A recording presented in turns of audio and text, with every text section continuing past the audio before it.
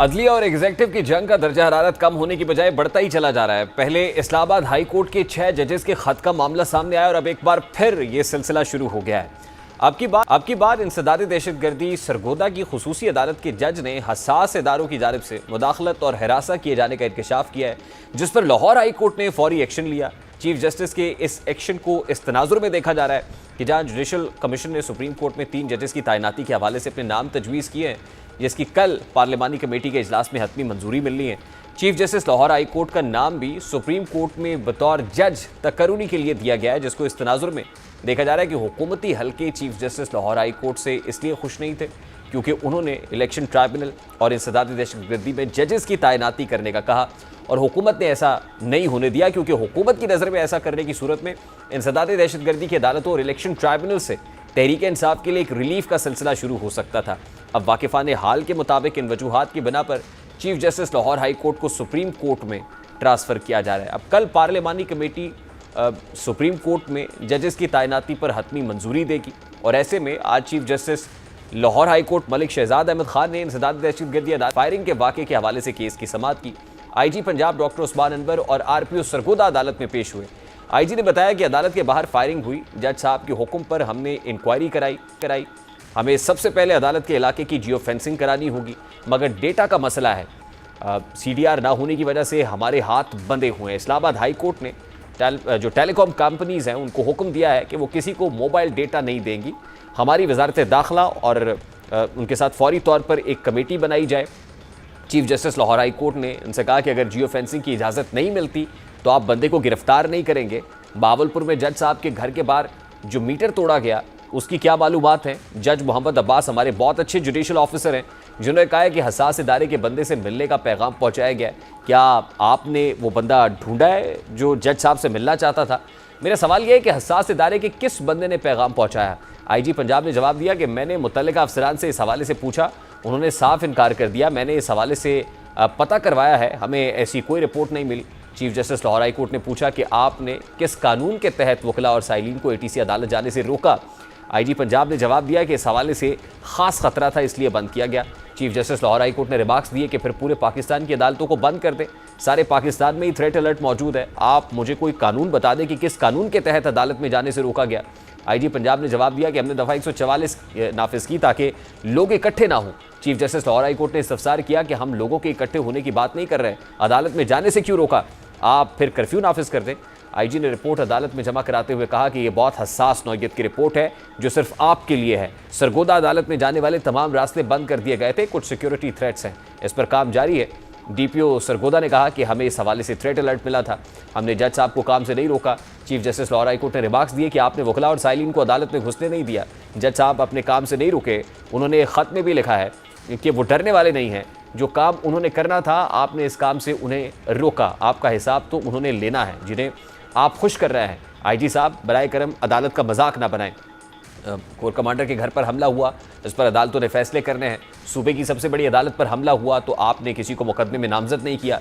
जो जज पसंद ना हो उसके खिलाफ बयानबाजी शुरू कर देते हैं। इस मुल्क में दोहरा मयार है, इसके खिलाफ सोशल मीडिया पर प्रोग्राम चलवाए जाते हैं। सारे मामले पर बात करेंगे। इस वक्त सीनियर कानूनदान शाह फरमान साहब ने मुझे ज्वाइन किया है। शाह फरमान साहब अस्सलाम वालेकुम, बहुत बहुत शुक्रिया आपके वक्त के लिए। सबसे पहले तो ये जो जुडिशरी और एग्जीक्यूटिव के माबैन जंग है, फिर जुडिशरी और इलेक्शन कमीशन ऑफ पाकिस्तान के माबैन भी, यानी 2 इदारे आपस में कानूनी जंग लड़ते हुए दिखाई दे रहे हैं। ट्राइब्यूनल्स का मामला है, ट्राइब्यूनल्स को जाके इलेक्शन कमीशन ऑफ पाकिस्तान ने सुप्रीम कोर्ट में चैलेंज कर दिया, हाई कोर्ट से एतराज़ है, सुप्रीम कोर्ट पहुंच गए। सबसे पहले ज़रा इस पर बता दीजिएगा, how do you respond to it कि किसका इस्तेहकाक है ट्राइब्यूनल बनाना, हाई कोर्ट का या इलेक्शन कमीशन ऑफ पाकिस्तान का? उसके बाद इस खत के मामले पर आते हैं। देखिए, बात यह है कि ये बड़ा एक ट्रिकी क्वेश्चन है।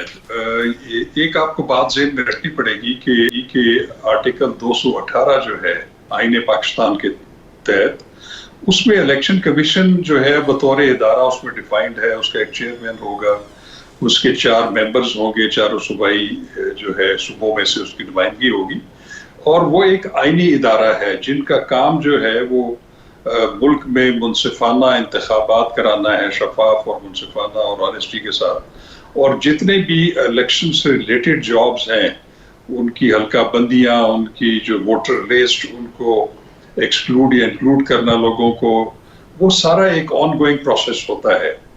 लेकिन एक बात है कि वो चूंकि एक अदालती फोरम नहीं है, वो एक आप कह सकते हैं कि नीम अदालती काम भी करता है, क्योंकि वो पिटिशंस भी सुनते हैं, उनकी समाअत भी होती है। तो इसलिए उसके जो भी फैसले होते हैं वो अमेनेबल होते हैं बिफोर द हाई कोर्ट। उनको अगर उनकी जो जुडिशियल रिव्यू है वो हाई कोर्ट्स भी कर सकती हैं और फिर फाइनली सुप्रीम कोर्ट भी कर सकती है। लेकिन ये जो ट्रिब्यूनल्स को कॉन्स्टिट्यूट या उनको नोटिफाई करने का जो काम होता है वो इलेक्शन कमीशन की डोमेन में ही है।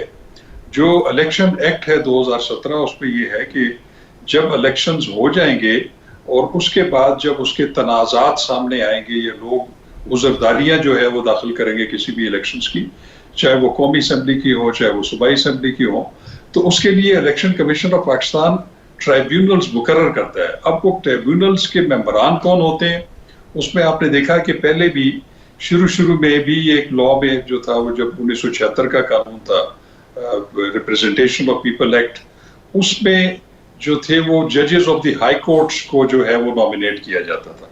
लेकिन वो इलेक्शन कमीशन खुद नॉमिनेट नहीं करती थी, वो मुतलका हाई कोर्ट के चीफ जस्टिस साहिबान से वो नाम मांगती थी कि आप हमें दें, इनको हम नोटिफाई कर दें एज इलेक्शन कमीशन।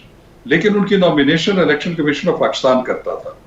अब उसमें दूसरी बात यह है कि एक दफा जब इलेक्शन कमीशन कॉन्स्टिट्यूट हो जाए तो वो जितनी भी पावर्स हैं, अगर वो हाई कोर्ट, अभी जैसे मौजूदा एक तनाजा खड़ा हुआ था, 3 जो नशिस्तें थी इस्लामाबाद हाई कोर्ट की, उसको एक जो लर्नड चेयरमैन, वो जो इलेक्शन ट्रिब्यूनल जो एक जज पर मुश्तमिल थे, उनके ऊपर जो है एतराज आया और वो इलेक्शन कमीशन में गया और उन्होंने उनको 22 की बेसिस के ऊपर उनसे वो ट्रांसफर भी कर दिया। और फिर उसको जुडिशियल रिव्यू जो है उसकी सीएम फाइल की गई इस्लामाबाद हाई कोर्ट में, चूंकि पहले से भी वो एक प्रोसीडिंग चल रही थी। वो जो 3 जो वहाँ पे जो पीटीआई के जो अनसक्सेसफुल कैंडिडेट्स हैं, तो उसमें भी उन्होंने एक सीएम फाइल की। तो उन्होंने जो ट्रांसफर ऑफ केस जो है, वो जो इलेक्शन पिटीशन है, उसको जो इलेक्शन कमीशन ने फैसला किया तो उसको रोक दिया। अब उसकी भी समाअत जारी है। अब ये एक चीज सेटल होनी है कि क्या एक जो इलेक्शन कमीशन है वो किसी को एज अ मेंबर ट्राइब्यूनल मुकर्रर कर देता है, तो क्या उसकी तनज़ली भी वही कर सकता है, क्या वो ट्रांसफर भी कर सकता है? ठीक। लेकिन उसके साथ साथ एक चीज और भी देखनी है आपने, वो ये है कि एक ऑर्डिनेंस आ चुका है इलेक्शन एक्ट 2017 में तरमीम का। उस ऑर्डिनेंस में जो है वो अब एक उसका तरीकाकार बदल दिया गया है कि वो जो इलेक्शन ट्रिब्यूनल्स थे वो रिटायर्ड जजेस ऑफ द हाई कोर्ट जो है उस पे ऑर्डिनेंस में वो डाल दिया गया है। अब ये देखना है कि क्या आप सुप्रीम कोर्ट में अगर इलेक्शन कमीशन ले गया है, इस्लामाबाद हाई कोर्ट का फैसला भी शायद ले जाए और लाहौर हाई कोर्ट का भी जो सुप्रीम कोर्ट में जाने की कोशिश कर रहे हैं, उसमें ये इंटरप्रिटेशन होगी कि क्या इलेक्शन कमीशन जो है वो इस चीज की अथॉरिटी रखता है कि एक दफा वो जो ट्राइब्यूनल्स मुकर्रर हो जाए, उनके केसेस जो है वो इलेक्शन कमीशन। लेकिन बहरकैफ शाह खबर साहब, इलेक्शन कमीशन ऑफ पाकिस्तान और हाई कोर्ट के माबैन अब एक कानूनी जंग जरूर शुरू हो गई है जो finally supreme court of Pakistan पहुंच गई है। देखिए, यहां पे तो high court and election commission of Pakistan are up against, लेकिन एक और मामला भी है, high courts and establishment, they seem to be up against each other. हमने देखा इस्लामाबाद हाई कोर्ट के 6 जजेस के खतूत के बाद जस्टिस मोहसिन अख्तर कियानी की कोर्ट में जब ISI सेक्टर कमांडर को बुलाने की बात की जाती है, उसके बाद लाहौर हाई कोर्ट के अंदर कल इंसदाद दहशतगर्दी अदालत के एक जज ने जब एक खत लिखा तो साथ ही उसके ऊपर नोटिस हुआ, ऑर्डर शीट जारी हुई, उसके अंदर लिखा कि जज साहब को कैसे लगा कि मेडलिंग हो रही है जुडिशियल अफेयर्स के अंदर, और फिर ISI सेक्टर कमांडर को बुलाने की बात हो। तो how do you see this? ये हाई कोर्ट्स ने ये जो इनिशिएटिव लिया हुआ है, how do you see this? देखिए, एक बात मैं आपको बताऊं कि माजी में ऐसा कम हुआ है। वैसे मिसिंग पर्सन्स के केसेस में अक्सर ऐसे होता था कि जो हाई कोर्ट से सुप्रीम कोर्ट या एस्टेब्लिशमेंट या एजेंसीज या जो रियासत के दरमियान एक नजर आती थी कि वो खिंचाव थोड़ा सा मौजूद है, लेकिन अब ये थोड़ी चीजें थोड़ी सी नहीं बल्कि बहुत ज्यादा वाजे होकर सामने आ गई हैं, जिसमें जो इस्लामाबाद हाई कोर्ट के 6 जजेस का खत है उससे भी जो एक तासुर ये जो है वो पाया जाता है कि शायद ये हमारी जो इंटेलिजेंस एजेंसीज हैं और आला अदलिया जो है ये अपने आमने सामने आ गए हैं। मैं समझता हूं कि हर इदारे की अपनी अहमियत है और हर इदारे का एहतराम जो है वो भी बड़ा जरूरी है, लेकिन इसमें ऐसी तलखी नहीं आनी चाहिए। ठीक है, अपने अपने इख्तियारात और अपने अपने फ़राइज़ को जरूर डिफाइन होना चाहिए, और वो फाइनली जो है अभी क्योंकि सुप्रीम कोर्ट ऑफ पाकिस्तान में ये मैटर गया हुआ, उस पर लार्जर बेंच बना हुआ है, तो वो इस चीज को देखेगा। लेकिन एक चीज मैं आपको बताऊं कि जो अभी वो जो मौजूदा अभी जो लाहौर हाई कोर्ट के चीफ जस्टिस ने जो प्रोसीडिंग्स खालमन सरगोदा की है इंसदाद दहशतगर्दी के जज की दरखास्त के ऊपर, मैं ये समझता हूं कि ये असल जो है ना रिकोर्स टू द लॉ है, वो ये है कि अगर किसी को जज को, चाहे वो सिविल जज हो, चाहे मैजिस्ट्रेट हो, चाहे वो एडिशनल सेशन जज हो, चाहे वो इंसदाद दहशतगर्दी की जो है वो पावर्स अस्यूम कर रहा हो, अगर उनकी इंसाफ की फराहमी में कोई भी रख ना डाले, चाहे वो हुकूमती